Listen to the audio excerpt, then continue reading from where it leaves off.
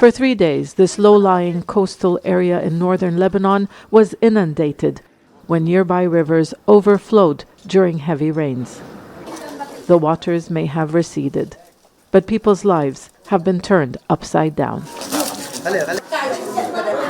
Many homes suffered extensive damage. Nada Al-Ali tells us the water reached up to her waist. Those living here are some of the most vulnerable in Lebanon, where the economy has all but collapsed. I lost everything. I have nothing left. I don't know where I'm going to stay. Relatives will let you stay for a few days, but then what? Many here lost their livelihoods. They are demanding compensation from those in power, who they accuse of corruption and neglecting deteriorating infrastructure. Every year they make promises and do nothing. They don't care about us. As you can see, we are not able to deal with this crisis alone.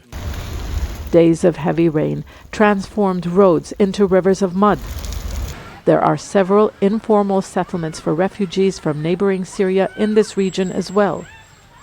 Tents were submerged by water that rose quickly. Hundreds of families were saved, but many are again homeless. This is the first time we experienced something like this. All of a sudden, the water level rose. I had to be rescued by the Lebanese army. People here say the floods is the worst they have seen in years, and it's now happening each year. The river's water level reached up to here. Experts say global climate change is leading to intense bouts of rain after long periods of dry weather, and that's also contributing to the crisis. But there are others who point the blame on the lack of infrastructure and barriers along the course of the rivers. We have been telling the authorities for years that they need to build proper berms. If they do that, then we wouldn't have this recurring problem. Concern is growing among communities living here, near the banks of two rivers, that the worst is yet to come. And more bad weather is forecast for next week.